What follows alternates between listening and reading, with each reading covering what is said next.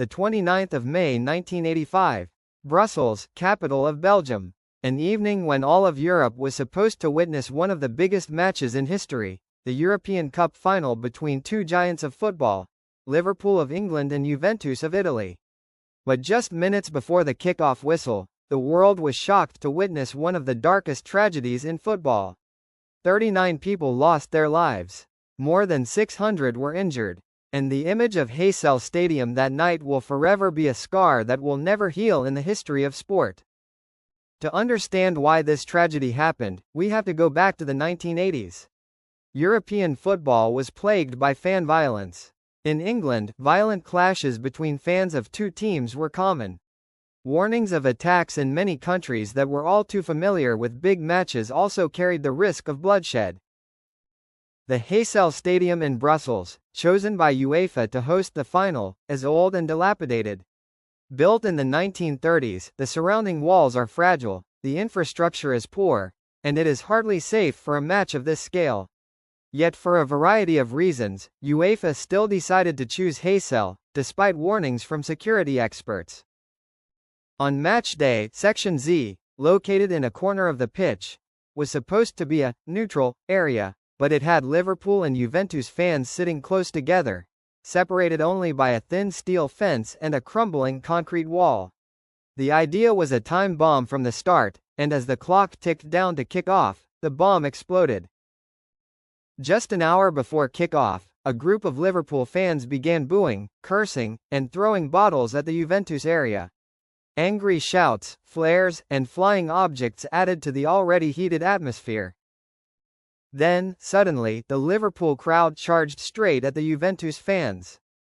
Hundreds of people in black and white striped shirts ran away in panic.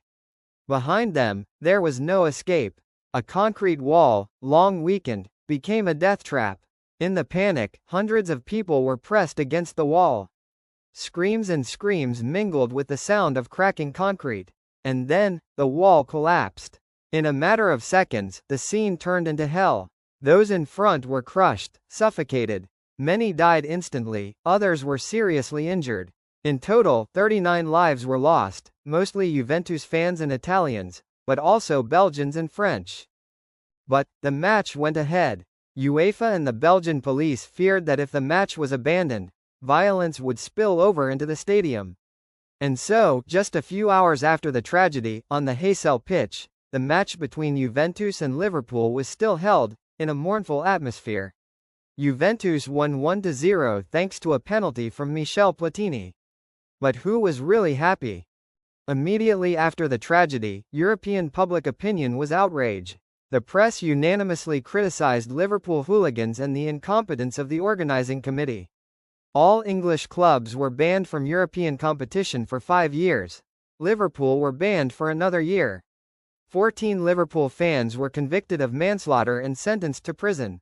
But investigations also showed that UEFA, the Belgian police and the Heysel Stadium management were all responsible, from the poor quality of the stadium, the dangerous arrangement of the stands, to the weak security force.